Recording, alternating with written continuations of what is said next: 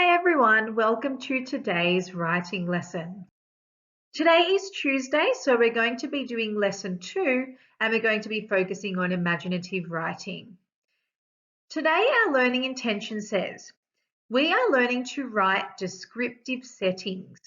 And you may remember from yesterday's lesson, we focused on writing about characters, but today we're focusing on settings. Our success criteria says, I can use my 5 senses to describe a setting, and I can paint a picture with my words. Now, if you remember the 4 important parts of a story, they were the oo, which was the characters, the ah, which was the setting, and the uh-oh, which is the problem, and the phew, which is the solution to the problem. And today we are focusing on the ah, which is the setting. We are learning to write descriptive settings and paint a picture with our words. So remember that word settings means the place where something is happening. We want our reader to be able to imagine that they are there so that they say ah and they want to keep reading. So we want the person reading our stories to enjoy it so much and be entertained, and they really think that they are actually at this place because we have written such a good description of the setting or the place where the story is happening. In order to write a good descriptive setting, we can use our 5 senses to describe a setting. So our 5 senses are what we can see, feel, smell, hear, or even taste. And there is a little example here of some phrases that describe the 5 senses, things that you might feel, see, smell, hear, or taste. So let's have a look at the first one. Rough pebbles under your foot. That's what you can feel. The smell of tasty cookies wafting through the air, and that's what you can smell. The howling wind, that's what you can hear. And the green mossy rocks are what you can see. So we're going to be using our 5 senses today to create some phrases and sentences to describe a place or a setting. So we're going to be focusing on 4 of the 5 senses today. And the first one is hear.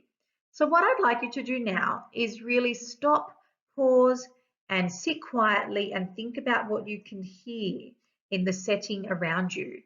So if you're at home, think about the things around you that are happening and the sounds you can hear.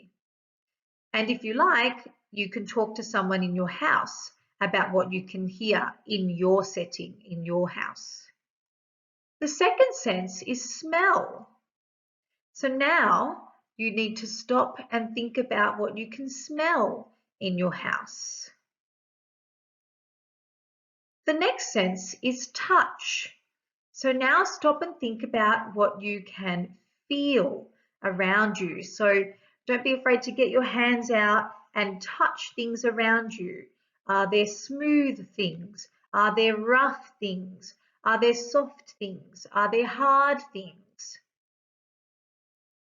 And the last one is sight. Focus on what you can see around you.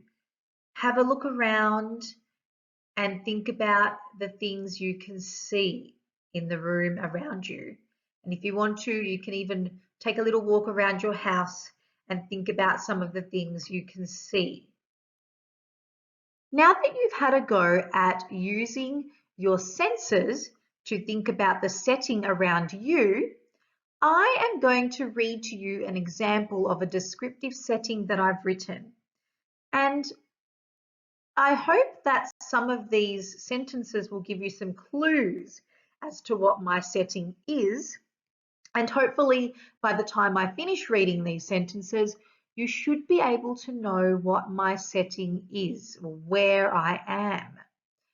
So the first sentence says, I felt the soft grass underneath my feet. I felt the soft grass underneath my feet. So we know that in this setting, there is soft grass on the ground. I heard the relaxing sound of the birds chirping in the trees. Okay, so there was a relaxing sound of birds chirping in trees. So we know that we must be somewhere outdoors. I smelt the freshly baked cookies in our picnic basket. Okay, so we've got some cookies in a picnic basket. I wonder where we would be going for a picnic. I saw my friends having fun on the swings. Oh, that must be a big clue for you. On the swings, where might we find a set of swings? Hopefully, those clues gave you some ideas. I wonder where my setting is. If you guessed the park, you were right. I am at the park. So hopefully you could see how I used my senses. I used 4 senses in these sentences to help me describe this setting. And by describing this setting, you were able to guess that I was at the park. Now it's your turn to have a go at writing your own descriptive setting. So just like I wrote a descriptive setting about the park, you can pick a location of your choice. So it might be somewhere else you like going, like the pool or the beach or the shops. And you can use your 5 senses to help you write a description about that place. So I've given you some sentence starters here today to help you start to write your descriptive setting. So you'll be writing 5 short sentences. So we've got our first sentence starter, I heard, and that's where you'll be writing about the sounds you can hear in that place. Then we've got I smelt, then I felt. What could you feel or touch? I saw. And then even though we didn't really focus on taste today, you might like to write about a place where you could taste something. So I've added at the bottom here, I tasted. So you can use any piece of paper in your house to write a descriptive setting today. And make sure when you're done that you take a photo of it and you upload it to your completed work doc in your Google Classroom. Also, don't forget your capital letters, your finger spaces, and your full stops at the end of each sentence. Well done, everybody. Hopefully you had some time to write your descriptive setting. Miss Coote and I can't wait to read about your settings. Let's go over our learning intention and success criteria to make sure we covered everything in today's lesson. We are learning to write descriptive settings.